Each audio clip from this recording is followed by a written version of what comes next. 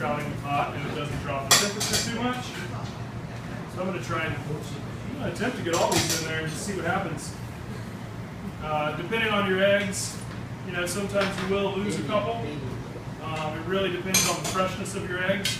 The fresher the egg, the better, because the white, the albumin, tends to bind to that yolk a lot better.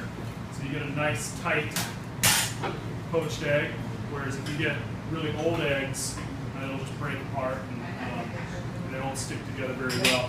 So we'll see how these ones come out. But you can see it definitely dropped the temperature quite a bit.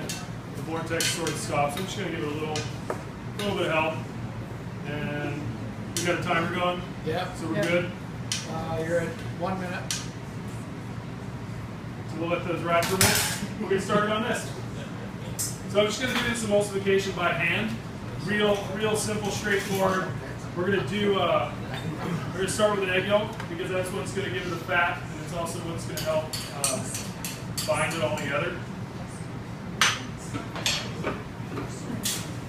I'm also going to put a little bit of linen, a little acid in there just to start it off. It does start to cook the egg, so you don't want to let it sit too long.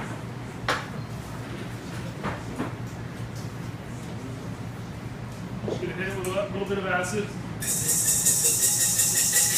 Switch that up for a second. It's sort of similar, doing something like this is sort of similar to making like a Caesar.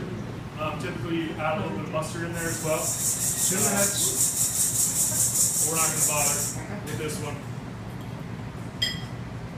Go to a bowl underneath. And I'm just going to use their, I cannot pronounce that, Hoji Blanca? Is that right? Yeah, perfect. I nailed that? Yeah, perfect.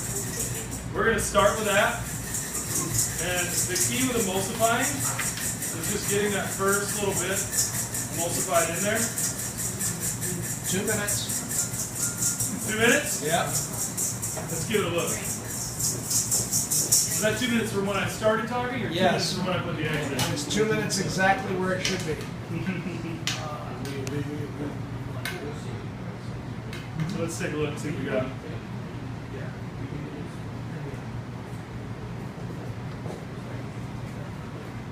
So you can see they're nice and they've come together. They're still nice and soft. I want to pick out the pretty ones. We'll do a tester on one of the ugly ones just to see where it's at. So it's got a nice, really nice, soft, runny yolk in there. So we're going to start pulling these out. Just give each one a little poke, see where it's at.